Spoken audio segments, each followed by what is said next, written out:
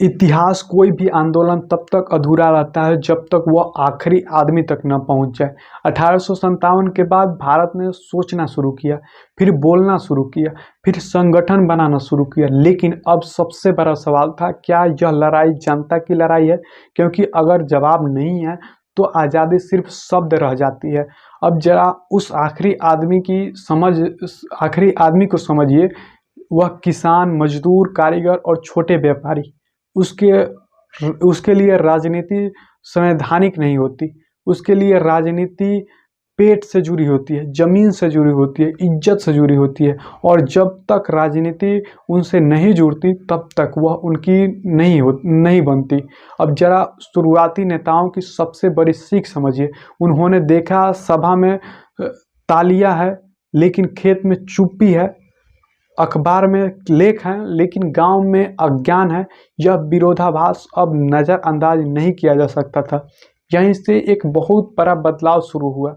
नेताओं ने अपनी भाषा बदलने की शुरू कर दी थी।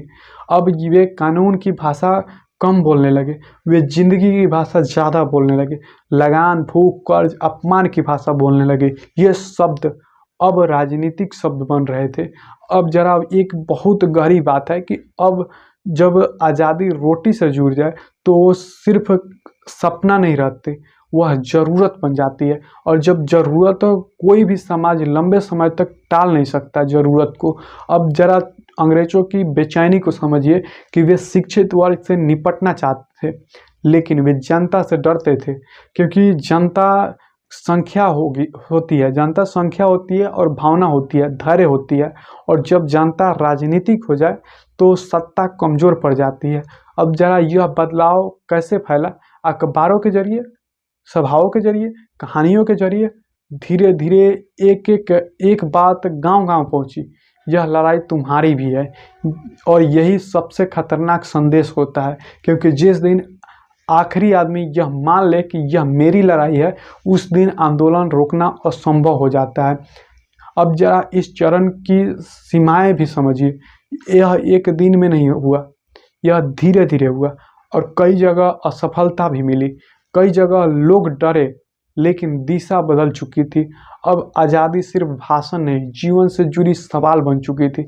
अब जरा इस वीडियो का निष्कर्ष समझिए कि भारत की आज़ादी तब तक संभव नहीं था जब तक वह आखिरी आदमी तक ज़रूरत न बने। और यह मोड़ अब आ चुका था।